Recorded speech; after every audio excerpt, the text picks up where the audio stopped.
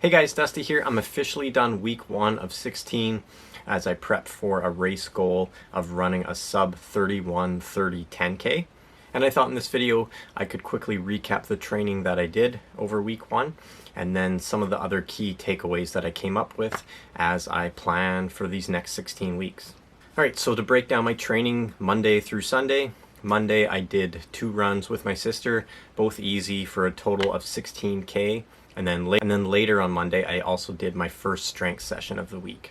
Tuesday was just an easy 10K, and then the whole rest of the day was spent traveling home after a short trip away. Wednesday, I was finally back on my home turf, and I hit up the track for an early morning workout. I did this with one of my athletes, and we did 16K in total with a main set of 3 by 1 mile, 3 by 800, 2 by 400, and finally 2 by 200. And essentially, as the intervals got shorter, I just ran faster. Thursday was another 10K.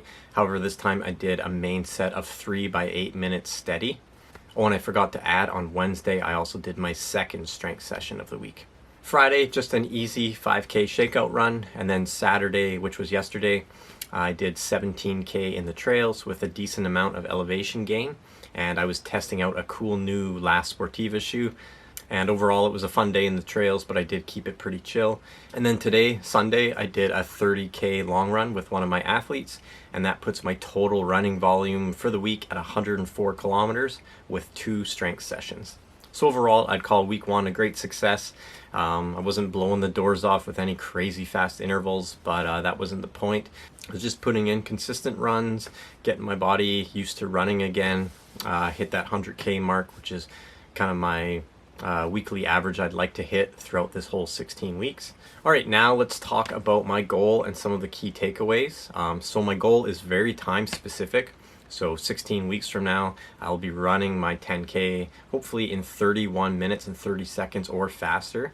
So what that means for me in terms of pace is I have to run at least a 3:09 per kilometer or 5:04 per mile. And a lot of my workouts through this plan will be based on that time goal and that pace number.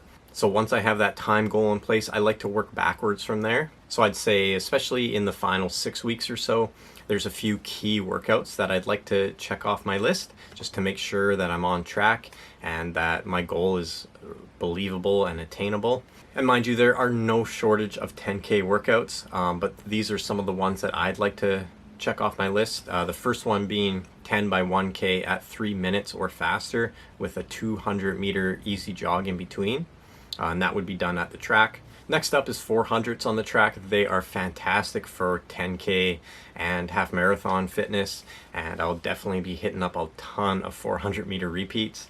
Another great track session is 5 by 2,000 meters. And then I will be trying to do a lot of intervals on road and especially on the actual race course itself, as I live really close to this race that I'm hoping to do. So a great 10K set that I like to do is 3 by 3K. And I'll dive more into the specific details of these workouts when I actually do them in the upcoming weeks. But once I and you set an attainable race goal, you have to work backwards from there, check off those key workouts and factor in taper, all that fun stuff. And then as you start to build, you're building towards these key workouts to make sure that you're on pace. All right, another thing to talk about are some of my running non-negotiables through these 16 weeks. This is something I like to do every time I start up a new training plan. And what do I mean by running non-negotiable? That means that these are things that they get done no matter what. I hold myself to a very high standard to get these things done, and there's no excuses. These are very simple things, and I'm just realizing now most of these have to do with recovery.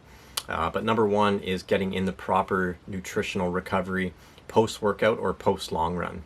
So in most weeks, I'll be doing 2 workouts and 1 long run. So that's a total of 3 sessions that I'm going to be making post-run nutritional recovery a very big priority. So what that means for me is if I can get home quite soon after finishing one of these runs, then I'll have my post-run smoothie.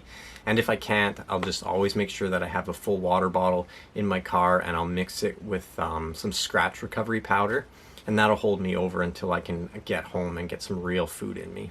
Non-negotiable number 2 is sleep. Sleep is huge for recovery and performance, and I'm going to set my standard to minimum 8 hours a night. And I would typically look at my sleep in terms of a week. So there are some days during the week I just can't get that 8 hours. So what that means is I have to make that up somehow. If I'm able to sleep in on a weekend, I'll do that. And if not, I'll have to try to find a nap somewhere so that I can bump that average up to 8 hours. Number 3 is mobility. Just lately, have felt a little bit tight, especially through some of my running motions. And because I'm doing a lot of 10K workouts, a lot of my training is going to be quite intense, and I just don't want that tightness.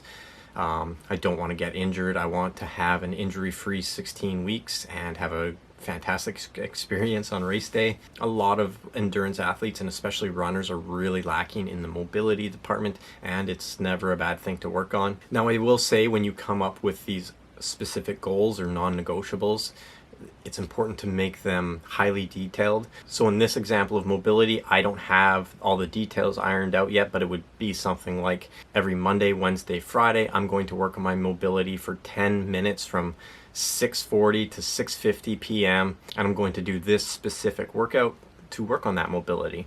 The more specific you are in your goal setting or non-negotiables, and even including like a time of day that you're going to do it, just makes it more likely that you're actually going to do it, rather than just having a goal of, I'm going to work on my mobility. Or my ultimate goal, I want to run a sub 31 minute 30 10K. That's great to have a goal like that, but if you don't have the steps to get to that goal, it's just wishful thinking. So when I come up with my mobility plan, I'll be sure to share it with you. And then my non-negotiable number 4 is foam rolling. So I'm going to commit 5 minutes, at least 5 minutes every day to foam rolling, and then at least 10 minutes to foam rolling or some sort of muscle recovery on days that I have workouts or my long run day. So I don't think I have a whole lot else to say about week 1. It was a great success. I'm looking forward to building from here. And I'll be back next week for week 2. And if you have any questions, or if there's anything you want to see in the next few weeks, just leave your comment down below, and I'll be sure to try to include it in one of the upcoming videos. And like always, thanks for watching, and I'll see you in the next video.